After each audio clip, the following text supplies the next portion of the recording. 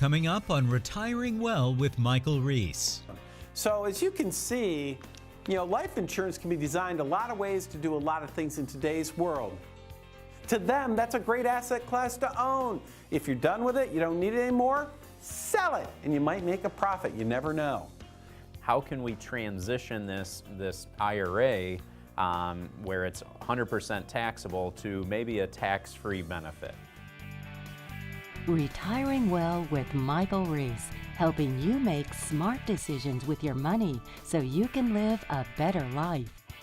Today is the day you can take back control of your money. Retiring Well with Michael Reese, where we believe your best is yet to come.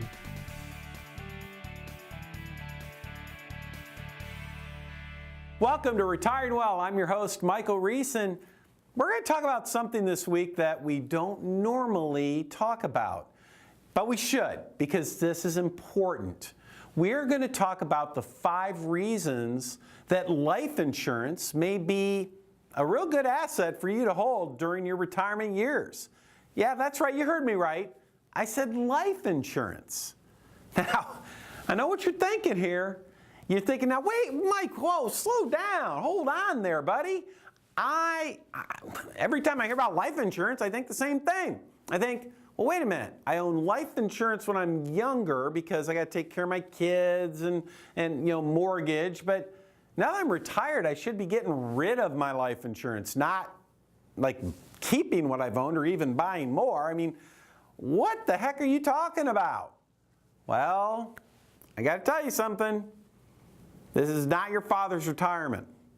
You know what I'm saying? It's a different world. And I will tell you that life insurance today is very different than the way it used to be. And in fact, we are finding 5 different reasons. There's 5 reasons that we see holding life insurance as an appropriate asset to hold. Yet another asset class, but an appropriate asset for a lot of folks during retirement. Now, that doesn't mean everyone should have it, but for many people, it does make sense. So let's talk about why that is. So let's start with reason number 1. Reason number 1 is if you're married. So if you're married, life insurance creates incredible opportunity from a tax perspective for a surviving spouse. So I want you to think about this for a minute. You're married, right? If you are, how do you file taxes? Well, you file something called married filing jointly. These are the best tax rates in the tax code. Married people get treated better in the tax code than literally anybody else. It is the best way to file taxes. Married filing jointly, best deal there is. But what happens when somebody dies? Well, the surviving spouse is no longer married, are they? They are now single. So they've gone from the best tax code to, well, many would argue is the worst way to file taxes, which is single. It's not the worst because trusts actually get a raw deal, but single's pretty bad. On top of that, so imagine the surviving spouse. We have income that has gone down because one Social Security check has gone away. Maybe a pension has gone away. So income has gone down, but the tax rates have gone up. That's not a very pretty picture. And then on top of that, in today's environment, normally that surviving spouse is getting, a big old IRA from their, the deceased spouse. They're inheriting the IRA. And what do we know about IRAs? All distributions are taxable. All distributions make your Social Security more taxable. You get double whammy. So we go from married to single, higher tax bracket, and all this income's coming in taxable. It's not a good deal. But what does life insurance do? If that spouse, the one who died, had life insurance, guess what? The surviving spouse gets a big old check from the life insurance company that is completely tax-free. A tax-free pot of money. You know what that does? That provides that surviving spouse options. It gives them options. Options to take income on a tax advantage basis. Options to use some of that money to maybe convert the IRA to a Roth to create a better tax situation. It provides options, super important. Okay, let's take a look at number 2. Number 2 is cash. Right now, a lot of people are holding cash, lots of cash.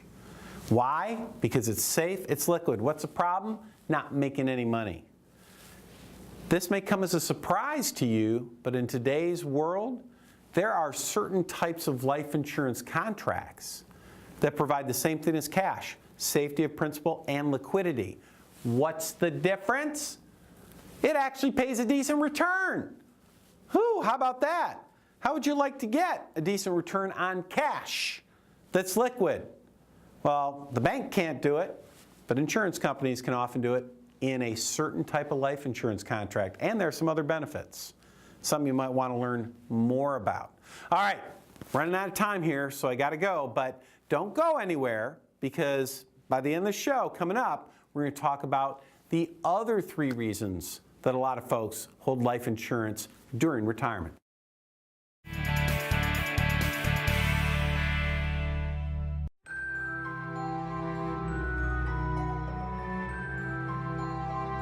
What is your vision of a successful retirement? And how can you make your dream a reality? Centennial Wealth Advisory, financial advisors specializing in retirement planning in Traverse City, Petoskey, and Gaylord, invite you to an eye-opening and exciting event packed with up-to-date, valuable, and important information.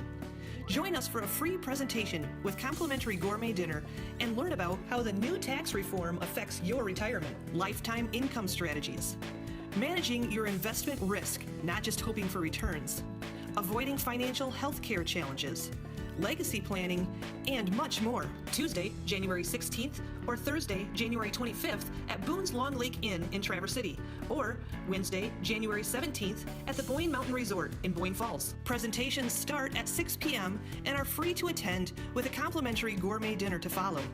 But seating is limited and fills quickly. Call 888-608-5825 or visit sen-wealth.com to reserve your seats today. There is no cost and no obligation. Don't miss this important presentation, making your retirement vision a reality. Call 888-608-5825 today. Hi, I'm here with Larry Flynn. He's one of the advisors at Centennial Wealth Advisory. And Larry, I know you and the other advisors, they do a lot of public discussions, a lot of public seminars on financial matters regarding retirement planning. Can you share with our viewers a little bit more about, what do you talk about, and what kinds of topics can they expect to hear you speak on? Mike, we put on a 1-hour presentation, and I'll talk about a number of various topics, from taxes to the new fiduciary standard of care, just a number of things that we believe are critical in making somebody's retirement vision a reality. So this is all about getting them good information in today's world on a variety of retirement topics. That's right. Now, a lot of these events, I know these folks are out there watching us right now. I know what they're thinking. They're thinking, Larry, I've been to these before, and usually it's really nothing more than someone trying to sell me something. Can you maybe respond to people that think about that? Yeah, I'm really surprised by that. I hear that all the time. Hey, I went to these before. They hard sold me. They were trying to pressure me into making an appointment with them. That's not what we're about. Just want to give them some good information. If they see something from the presentation that they might want to hear more about, then great, we'd love to meet with them. But we're not going to meet with somebody that doesn't want to meet with us. We're not going to hard sell them into having to come to our office. Yeah, why waste time chasing down people who don't want to talk to you anyway, right? Right. Well, that sounds great. So, Larry, I know you do these throughout all of northern Michigan. For those folks watching that think, hey, I'd like to attend that. Does it cost anything, by the way? No cost. So they're free. So they think, okay, it's free to go. I'd love to go, learn a little bit, maybe have a nice dinner. How do they find out more information, like when these events are and how to register? What do they need to do? Well, they can call the number they've been seeing on the screen during the program. Okay. They can visit the website, www.sen-wealth.com. All right. Yep. So website, phone number, either way, they can get all the information they need. Is that right? There you go. All right, there you go, folks. Sounds to me like it'd be worth your time to attend. You've got nothing to lose. And hey, maybe you'll find out some great information that helps you make your retirement better. Thanks, Larry.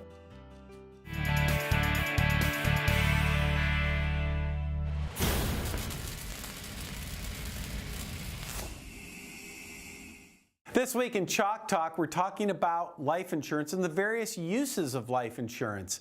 And when I think about life insurance today, I kind of think about this cell phone right here. This is an iPhone. You may have one like it or something similar, but I remember when cell phones first came out. You know what I used a phone for? I would just talk to people on it. That's all I did. Remember when they first came out, you had these flip phones and actually when they first came out, they were huge. You had big bag in your car. But then you had these flip phones but all you would do is talk on them. That's all there was. Well, how does that compare to today? Today a cell phone like this, it's like a computer. I don't think my kids even talk on them at all. I think they use these things to text and to check the internet or something and, watch YouTube. In any event, in my hand now, I can talk, I can text someone, I can email, I can go online, I can watch video, I can listen to music. I can do all kinds of stuff on what used to be just a phone. Well, guess what? Life insurance is really the same way. Life insurance, the way it used to work was, all it was for is to pay a death benefit to somebody. At the end of the day, that was pretty much it. But today, life insurance has a lot of different moving parts, a lot of things you can do with it that might be helpful for you with your retirement planning. So it's something to keep an eye on. So here we go. We're going to start with, these are kind of 3 different characteristics that life insurance might have that you could use it for. And you think about it like you remember on those old stereo systems that we used to have? Remember this was 30 years ago now or something, where we'd have these stereo systems and we had the equalizer and we had all these gauges. We could say, oh, let's turn up the bass, and we would push up the bass dial. Or, oh, I want more treble or more, and you had all these dials you could kind of slide. There's sliders where you could slide them up or down depending on what you wanted. Well, that's kind of like what's going on here with life insurance. So I'm going to start off with death benefit. Sometimes during retirement, the whole focus of life insurance is just to provide a death benefit to maybe a surviving spouse, or maybe for some people they get this stuff called survivorship life insurance, where the purpose is to provide a death benefit to children, family members, or maybe even a charity. And so with life insurance today, you could have the death benefit, way up there. The whole purpose would be to create a big death benefit for you. Or in some cases, you intentionally lower the death benefit. I'll get to that one, in just a minute. Well, the second slider we can have out there is it's LTC, which stands for long-term care. A lot of life insurance policies today have a long-term care benefit that's linked to the death benefit. Sometimes the long-term care benefit is even larger than the death benefit. So you can buy life insurance to have lots and lots of long-term care benefits. Or, of course, something in between, or maybe something way low. Your choice. You can design it however you want. Or with help from someone that knows what they're doing, we can help design it for you. Might be a smarter way to do it. And then, of course, we have cash. There are people that use life insurance as an alternative asset class. And like banks and big corporations and executives and business owners, they'll use life insurance as an asset class. And what they're doing is they're trying to get as much cash as possible in their policy. They're looking to create like a super Roth IRA, a big tax-free pot of money. But then if you have a lot of cash, what are you doing? You're intentionally driving the death benefit way down. So you can design a life insurance policy to have small death benefit, big cash. But of course, if it has big death benefits and big long-term care, well, that might drive the cash component down. So as you can see, life insurance can be designed a lot of ways to do a lot of things in today's world. Just like a cell phone is no longer just a phone, life insurance is no longer just about the death benefit.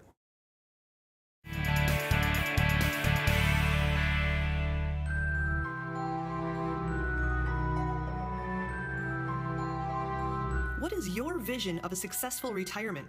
And how can you make your dream a reality? Centennial Wealth Advisory, financial advisors specializing in retirement planning in Traverse City, Petoskey, and Gaylord, invite you to an eye-opening and exciting event packed with up-to-date, valuable, and important information.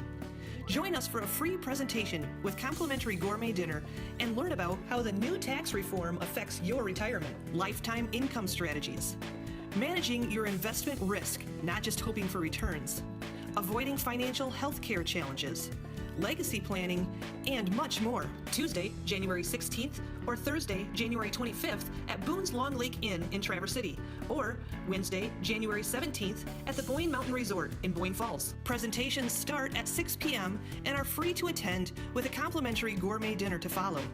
But seating is limited and fills quickly. Call 888-608-5825 or visit sen-wealth.com to reserve your seats today. There is no cost and no obligation. Don't miss this important presentation, making your retirement vision a reality. Call 888-608-5825 today.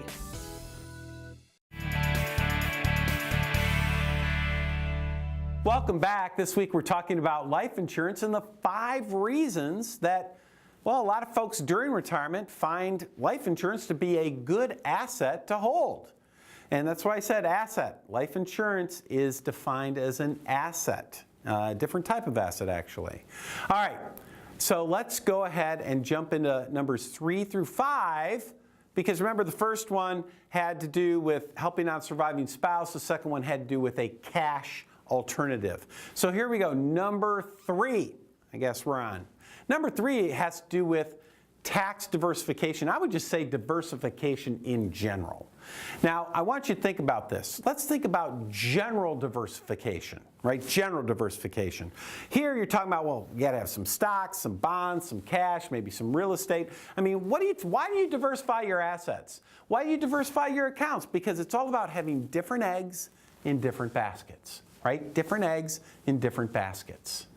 Well, what about life insurance? That's an asset class. You know, I know one of my really good friends, Bob Keebler, who is a nationally recognized CPA. You know, I remember him telling me that during 2008, he says, you know what? Everything I owned, I lost money in. Except my life insurance. I made money there. He goes, from his perspective, he goes, you know, life insurance is just another asset class. That's all it is. It's not, I mean, stocks are an asset class, bonds are an asset class. It's just an asset class. And if you're truly diversified, you know, having it as part of the mix makes sense. Well, I thought, you know, Bob, you're a CPA, and that's a pretty good argument. But then, you know what he said to me after that? He goes, you know, Mike, it's not just an asset class to help me with diversification. He said, you know, it also helps me diversify from a tax perspective. Right? And I said, I'm pretty sure I knew what he was talking about, but I said, Bob, tell me more about that. And so Bob told me what I kind of expected to hear. He said, well, Mike, I mean, come on, you know this. He says, you know, if I have money in my IRA and 401k, and I do, right, that's treated from the tax code in a certain way. I get to grow my money tax deferred, but when I pull it out, I owe tax. He goes, but when I have money in my life insurance, it's like a Roth IRA. I mean, it's after tax dollars goes in, but the money grows tax-free, and I can pull it out tax-free, provided that, you know, that I follow the rules. So his comment to me is, he said, you know, from a diversification standpoint, he goes, I really like life insurance because it's a different asset class and it's a different tax class, as it were. So it's both asset diversification and tax diversification. All right, let's take a look at reason number 4. That has to do with long-term care. Now, you may not know this. In fact, a lot of people don't know this. But did you know that life insurance today, the death benefit, can also, in many cases, be used for a long-term care benefit? Yeah, how about that? We have a lot of clients who, in retirement, they're concerned And hey, maybe you are. Maybe you're retired. Maybe you're getting close to retirement. And you might be sitting there thinking, healthcare in the future, the cost of healthcare in the future, that's a concern. They say that that's one of the top concerns for people these days. And that may be you. That might be on your list of, that's something to be concerned about.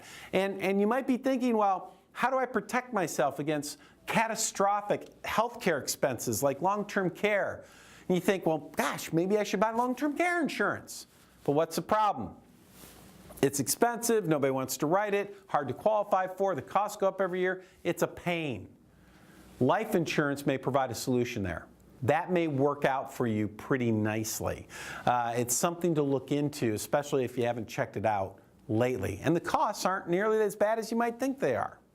And then what's reason number 5? At the end of the day, how about this one? At the end of the day, you may not need life insurance for anything. You may not want it.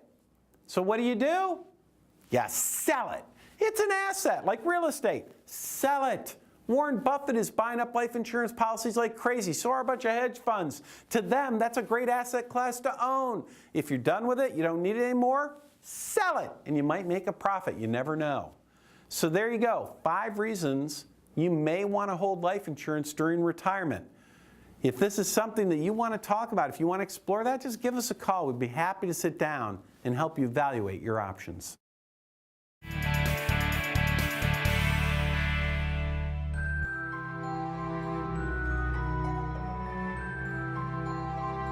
What is your vision of a successful retirement?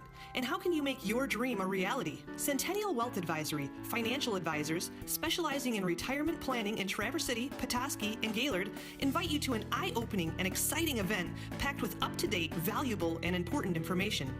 Join us for a free presentation with complimentary gourmet dinner and learn about how the new tax reform affects your retirement, lifetime income strategies, managing your investment risk, not just hoping for returns, avoiding financial health care challenges, legacy planning, and much more. Tuesday, January 16th, or Thursday, January 25th at Boone's Long Lake Inn in Traverse City, or Wednesday, January 17th at the Boyne Mountain Resort in Boyne Falls. Presentations start at 6 p.m. and are free to attend with a complimentary gourmet dinner to follow. But seating is limited and fills quickly. Call 888-608-5825 or visit sen-wealth.com to reserve your seats today. There is no cost and no obligation. Don't miss this important presentation, making your retirement vision a reality. Call 888-608-5825 today.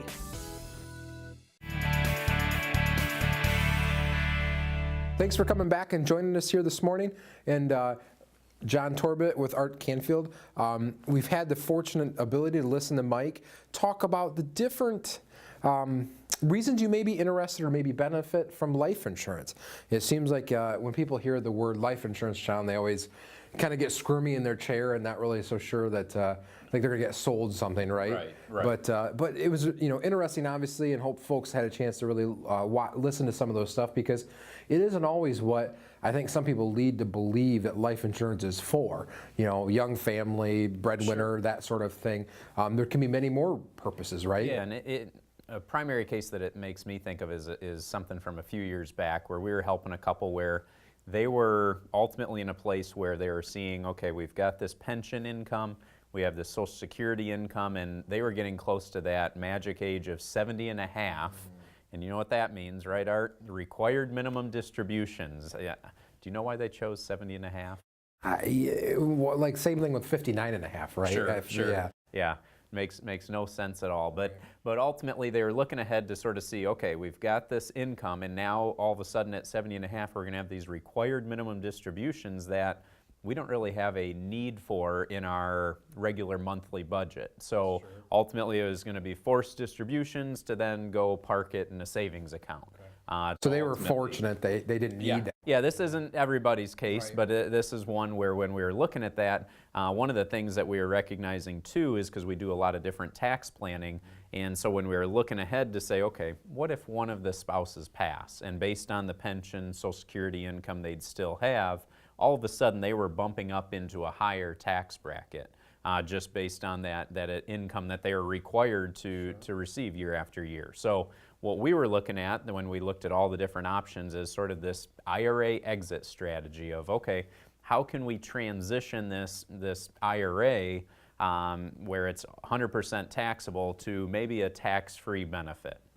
And so that was where we brought up life insurance. And they had similar reaction that you sort of brought up, where it's, oh, no, I'm way too old is the common response that we get when we're talking to folks about life insurance. And they were, in their late 60s, and we've done, life insurance in certain scenarios where up to what? I think that one individual lady was like 84, I think. Yeah, right. So I mean, yeah, there's certain scenarios where it may make sense. So when we were looking at this, we were basically saying, okay, what if we pulled those required distributions, had the taxes withheld, and instead of taking that money and then just go putting it in a savings account because we're not getting much return there, instead, what if we use that to pay a life insurance premium that would be consistent year after year, so the premium wouldn't go up and you'd have a guaranteed death benefit attached to it.